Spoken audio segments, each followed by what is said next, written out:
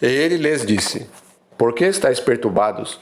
E por que sobem tais pensamentos aos vossos corações? Vede as minhas mãos e os meus pés, que sou eu mesmo. Apalpai-me e vede, pois um espírito não tem carne nem ossos, como vedes que eu tenho. Lucas capítulo 24, versículos 38 e 39. Jesus disse isso após ser ressuscitado e aparecer aos discípulos. O vídeo de hoje vai falar sobre o seguinte argumento. Jesus aqui está ensinando aos discípulos que existem espíritos desencarnados, pois quando ele disse que um espírito não tem carne nem ossos, ele afirmou que existem espíritos desencarnados de pessoas e que os mesmos não têm carne e nem ossos, têm consciência, interagem, etc. Isto é, se Jesus comparou a si mesmo com um espírito, é porque existem espíritos desencarnados que deixam o corpo por ocasião da morte, sendo os mesmos conscientes, interagem e não têm carne e nem ossos. Será que é isso que esta passagem ensina? Vamos então a Deuteronômio, capítulo 18, versículo 10. Entre ti não se achará quem faça passar pelo fogo a seu filho ou a sua filha, nem adivinhador, nem prognosticador, nem agoureiro, nem feiticeiro, nem encantador, nem quem consulte a um espírito adivinhador, nem mágico, nem quem consulte os mortos. Deuteronômio, capítulo 18, versículos 10 e 11. Vamos à última parte da passagem lida. Nem quem consulte os mortos. Será que essa passagem está ensinando que é possível consultar um espírito de um morto? Será que tal passagem está afirmando de forma implícita que os espíritos que os médiuns incorporam são realmente espíritos de mortos, mesmo que tal prática seja proibida por Deus? Pois podemos chegar à seguinte conclusão.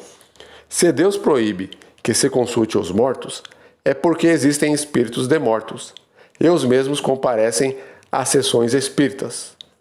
Vamos a outra passagem, mas antes de tudo vamos contextualizar a mesma. Saul se desviou dos caminhos do Senhor, e Deus não mais lhe respondia, nem por profetas, nem por Urim ou Tumim. E Saul foi procurar uma médium. Vejamos o que aconteceu. A mulher então lhe disse: A quem te farei subir? E disse ele: Faze-me subir a Samuel. Vendo, pois, a mulher a Samuel, gritou com alta voz, e falou a Saul, dizendo: Por que me tens enganado? Pois tu mesmo és Saul. E o rei lhe disse: Não temas. Que é que vês? Então a mulher disse a Saul: Vejo deuses que sobem da terra. Ele disse: Como é a sua figura? E disse ela: Vem subindo um homem ancião, e está envolto numa capa. Entendendo Saul que era Samuel, inclinou-se com o rosto em terra e se prostrou. Samuel disse a Saul: Por que me inquietastes, fazendo-me subir? 1 Samuel, capítulo 28, versículos 11 ao 15. Se usarmos Lucas, capítulo 24, versículos 38 e 39, para dizer que Jesus estava ensinando que existem espíritos desencarnados, como mostrado anteriormente, também podemos usar Deuteronômio capítulo 18, versículos 10 e 11 e 1 Samuel capítulo 28, versículos 11 ao 15, para defender que existem espíritos desencarnados e que as entidades que são recebidas em sessões mediúnicas, mesmo que proibidas por Deus, são realmente espíritos de mortos. Ou seja, a impressão que dá é que os espíritos que se apresentam em tais sessões são espíritos de mortos, que conseguem escapar dos olhos de Deus e participar dessas sessões. Isto é, são espíritos desobedientes, por isso vão a tais sessões. Contudo, são espíritos desencarnados de humanos. Se pegarmos essas passagens de forma isolada, essa é a conclusão. Entretanto, se estudarmos a Bíblia por completo, veremos que Deus proíbe a consulta aos mortos, porque na verdade os espíritos que estão presentes em sessões espíritas não são espíritos de pessoas que já morreram, mas são anjos caídos ou, em algumas ocasiões, são o próprio Satanás. E quem apareceu a Saul em 1 Samuel capítulo 28 foi um demônio personificado ou foi o próprio Satanás. Pois 2 Coríntios capítulo 11, versículo 14 diz: E não é maravilha, porque o próprio Satanás se transfigura em um anjo de luz. 2 Coríntios capítulo 11, versículo 14. Vamos a outra passagem, e antes de tudo vamos contextualizá-la também. Os discípulos estavam em um barco, e Jesus veio até eles andando por sobre as águas. Vejamos então qual foi a reação deles. E os discípulos, vendo-o andando sobre o mar, assustaram-se, dizendo: é um fantasma, e gritaram com medo.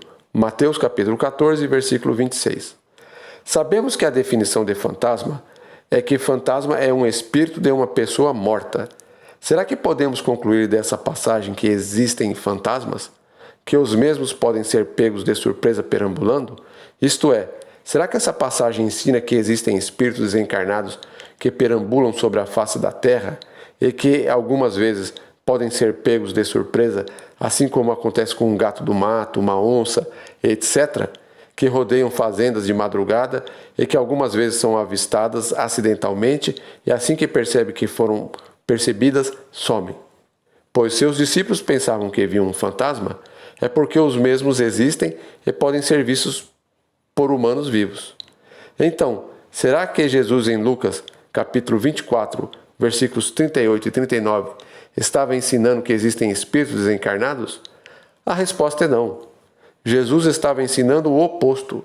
Jesus estava ensinando que, na verdade, não existem espíritos de humanos desencarnados. Tanto é que, para ele voltar a viver, ele precisou de um corpo. Se existisse vida fora do corpo, se existisse espíritos desencarnados que interagissem, tivessem consciência fora do corpo, etc., Jesus não precisaria ter ressuscitado em corpo. A mensagem que Jesus queria passar para os discípulos em Lucas capítulo 24, versículos 38 e 39 é a seguinte: vejam as minhas mãos e os meus pés. Esse sou eu, ressuscitado, porque na verdade não existem fantasmas ou espíritos desencarnados como vocês pensavam ver em Mateus capítulo 14, versículo 26. Esse sou eu mesmo, e minha doutrina é ressurreição e não existe vida fora do corpo. A maior prova que o espírito ou fôlego de vida não tem consciência nenhuma após a morte e só terá consciência na volta de Jesus é 1 Coríntios capítulo 5, versículo 5. Seja este tal entregue a Satanás para a destruição da carne, para que o espírito seja salvo no dia do Senhor Jesus. 1 Coríntios capítulo 5, versículo 5. Que dia é que o espírito será salvo? É por ocasião da morte? Não, é no dia do Senhor, ou seja, na volta de Jesus. Observação: já tem um vídeo no canal falando só dessa passagem e o mesmo está na descrição do vídeo. Para um estudo mais aprofundado sobre o assunto da imortalidade da alma, recomendo a série Alma. Será que temos uma? Do canal Everton Ricardo.